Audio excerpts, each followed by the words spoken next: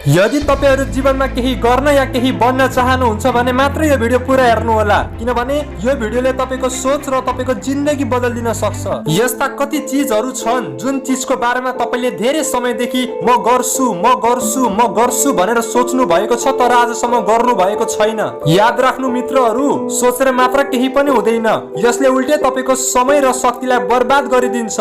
यदि तपाई आफूले चाहेको काम समयमा गर्न सक्नु भएन भने पछि गएर तपाईलाई धेरै अप्ठ्यारो पर्न सक्छ। एकजना मेरो मनदीप भन्ने साथीले मलाई भन्ने गर्थ्यो, हेर नेपाली मोटिभेसन, जब सही समय आउँछ अनि मात्र म त्यो काम सुरु गर्छु। र म उसले एउटा कुरा भन्न चाहन्छु, हेर मनदीप, सही समय कहिले पनि आफै आउँदैन र कुनै पनि काम सुरु गर्नको लागि हरेक समय सही हुन्छ। बस तिमी भित्र चाहिन्छ त हिम्मत र हौसला त्यो काम गर्नको लागि। म तपाईहरुलाई एउटा फाइदा हुने कुरा सुनाउन चाहन्छु। के तपाईलाई थाहा छ विनर र लुजरमा के फरक छ?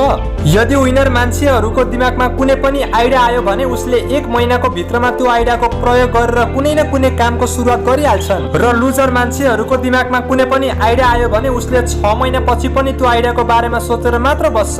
र यही सुरुवात गरेको कारणले गर्दाखेरि विनर मान्छेहरु धेरै अगाडि पुग्छन् र आफ्नो सपना पूरा गर्छन्। कारण यो होइन कि विनर मान्छेहरुबाट कहिले पनि गल्ती हुँदैन, गल्ती हुन्छ, विनर मान्छेहरुबाट पनि गल्ती हुन्छ, तर विनर मान्छेहरुले त्यो गल्तीबाट केही न केही सिकिरहेका हुन्छन्। हेर्नुस् मित्र, खाली सोचेर मात्र बस्नु भन्दा कुनै पनि काम गरेर 100 पटक फेल हुनु धेरै राम्रो हो। कम से कम आफूले केही त सिकिन्छ। यदि तपाईले कुनै पनि काम गर्नु भन्दा अगाडि त्यो कामको बारेमा नकारात्मक सोच्नुहुन्छ भने तपाई भित्र कहिले पनि त्यो मोटिभेसन आउँदैन जुन मोटिभेसनको कारणले गर्दाखेरि तपाईले आफ्नो काम गर्न सक्नुहुन्थ्यो। र हेर्नुस् मित्र, आजसम्म दुनियाँमा जति पनि चीजहरु बनेको छ नि, त्यो चीजहरु कसै न कसैको आइडिया थियो, चाहे त्यो एउटा सानो पेन होस् या एरोप्लेन। कुनै पनि कामको बारेमा सोचेर सुरुवात गर्नु राम्रो कुरा हो, तर धेरै सोचेर सुरुवात नै गर्न नसक्नु चाहिँ नराम्रो कुरा हो, र यसको पश्चाताप तब हुन्छ जब समय बित्छ।